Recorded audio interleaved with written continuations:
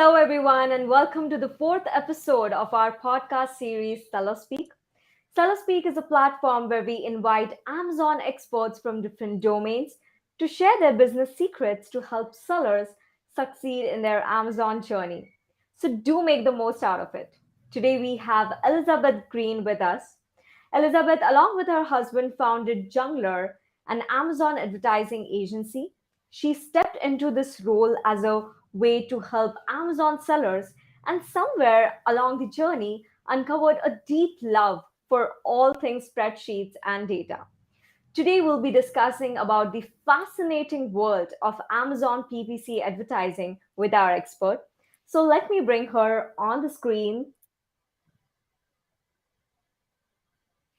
Hi Elizabeth, how are you? Hello. Welcome to this session. Yeah, thanks for having me on. I appreciate you rolling with all the technical difficulties. Totally. It's so good to have you on our podcast. And how are the kids doing? They're doing good. They are, I think, with dad today. Oh, wonderful, wonderful. So I'm all psyched for today's session. So let's get right into the discussion. So, Awesome. Sponsored Display has recently launched a new API in the Amazon Ads API to help with impression forecasting, following in the footsteps of Google and Facebook. Impression forecasting is available for sponsored display campaigns with contextual targeting. Elizabeth, how will this be a game changer? Yeah, for me, it's just a really interesting way to know um, it gets the audience in contextual targeting. So for people who aren't aware of what contextual targeting is, it's actually brand new to sponsored display ads. Amazon basically takes a look at your product. They kind of identify your shopper audience. So traditionally, sponsored display audiences or remarketing campaigns were targeted around specific sellers. So they would kind of, those ads that follow individual shoppers all over the web. That was how that worked. Now, with the contextual targeting, it basically says, hey, we know that shoppers who are interested in your product tend to frequent these types of pages. For instance, if you're selling like baby blankets, they might be targeting blogs like mommy blogs. So that kind of contextual targeting. So to be able to see kind of what that audience looks like, it really depends on also on your category as far as like how much impressions they're able to show or if they can forecast impressions. So the more you niche down, the less impressions, of course, you're going to get. You're going to see that if you refined anything in sponsored display ads, whatever. So I think it's really interesting to be able to just kind of understand what audience is available for your product when using contextual targeting.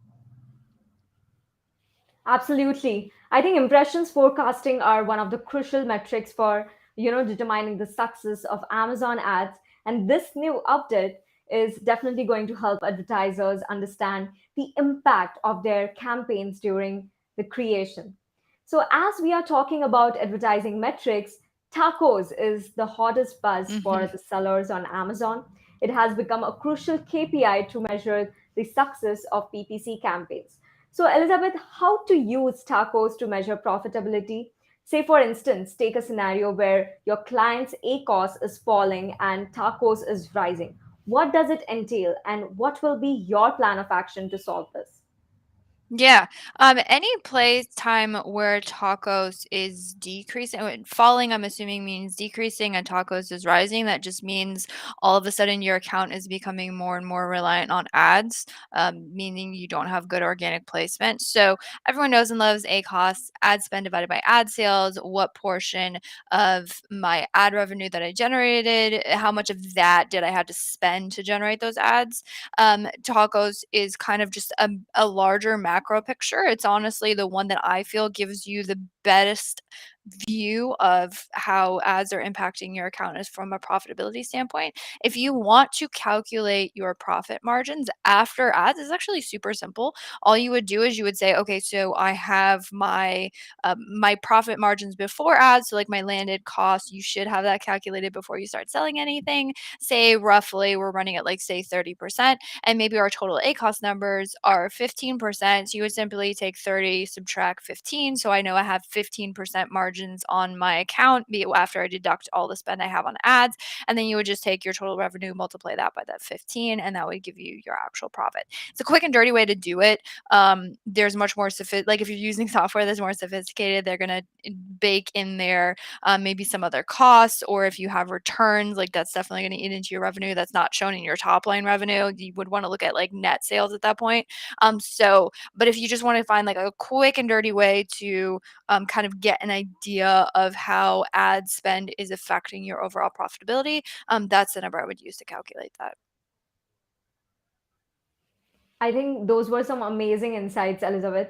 And I'm sure this real life example will definitely help our viewers to comprehend better about tacos. Now, let's move on to the update we all have been waiting for.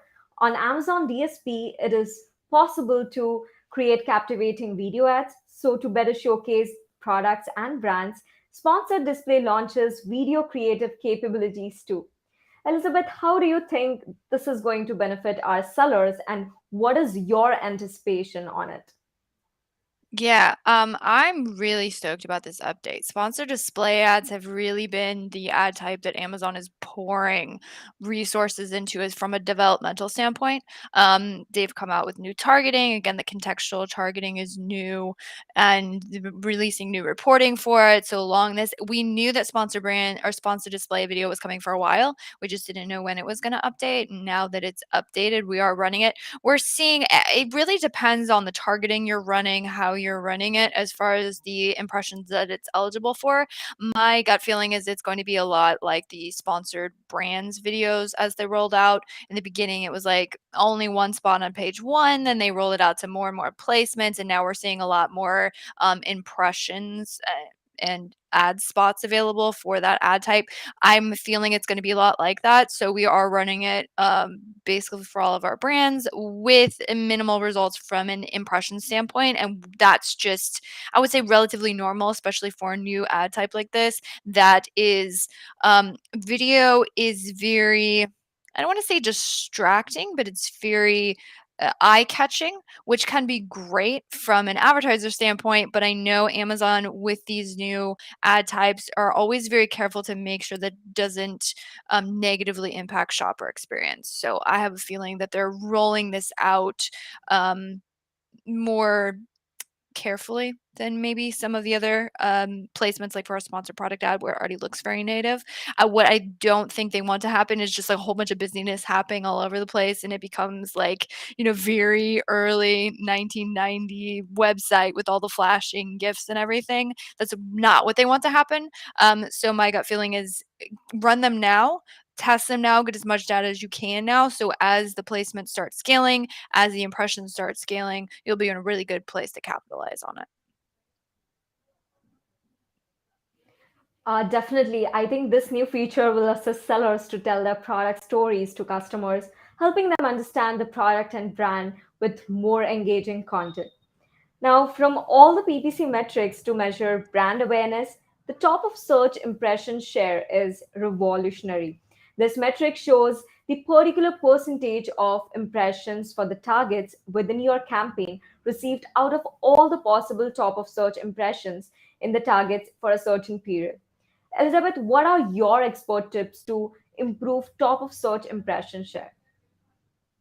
Yeah.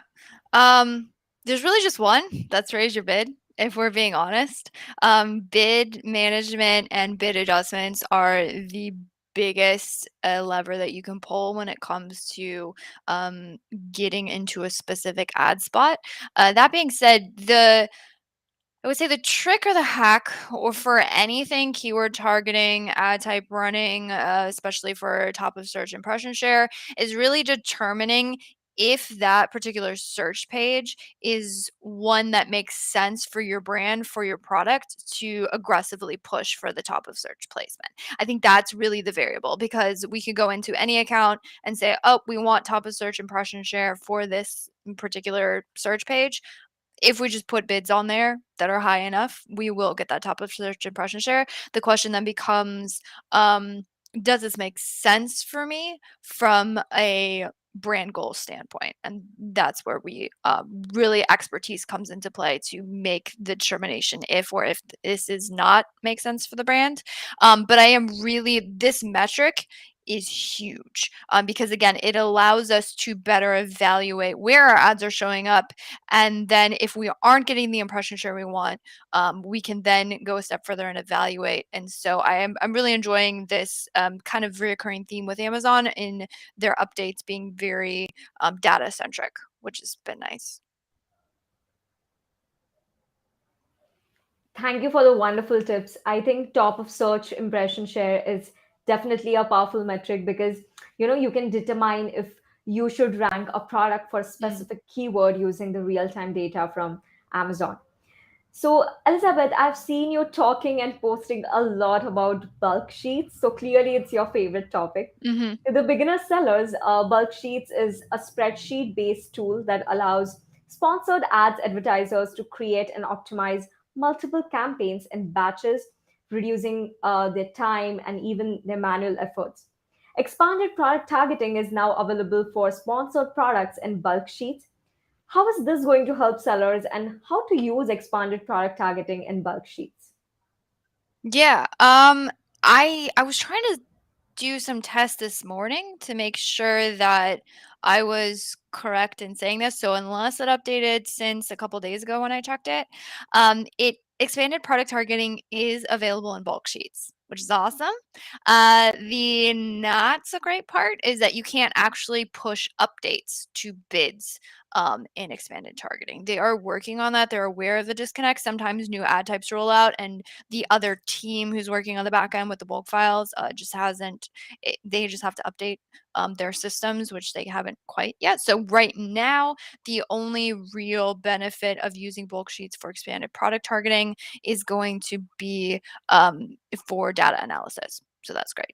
For those in the audience who aren't aware what expanded targeting is, I may expand on that. So everyone knows sponsored product targeting. We know and love it. We know it shows up underneath the buy box. If you go and look at the search term reports in relation to ASINs you are targeting, you will only show up on that specific child ASIN page, which is great. That's actually not the case for sponsored display ads. If you run product targeting and sponsored display ads, you will show up for all of the different variations, which is kind of an interesting twist.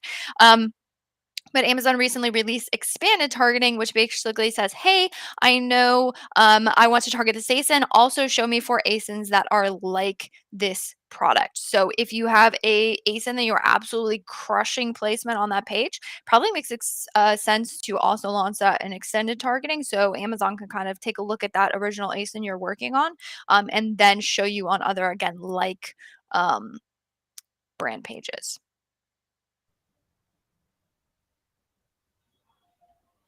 True that. I think using expanded product targeting affords sellers the opportunity to incorporate an additional strategy into their overall targeting toolbox that can help increase reach while aiding sellers in the reduction of wasted ad spend too. And with this, we have almost reached the end of the session. Thank you so much, Elizabeth, for sharing your expert insights with us. I'm sure all the sellers watching this video have got a better understanding about the topics we have covered and discussed under Amazon PPC advertising today. Right. And a big thank you to our audience for being a part of this. Your support means a lot to us. If you have found this video helpful, please like, share, and subscribe to SellerApp. Do click the bell icon so that you will never miss on any other video. We are coming up with exciting podcasts every Friday, so don't forget to tune in. And until the next time I see you, happy selling!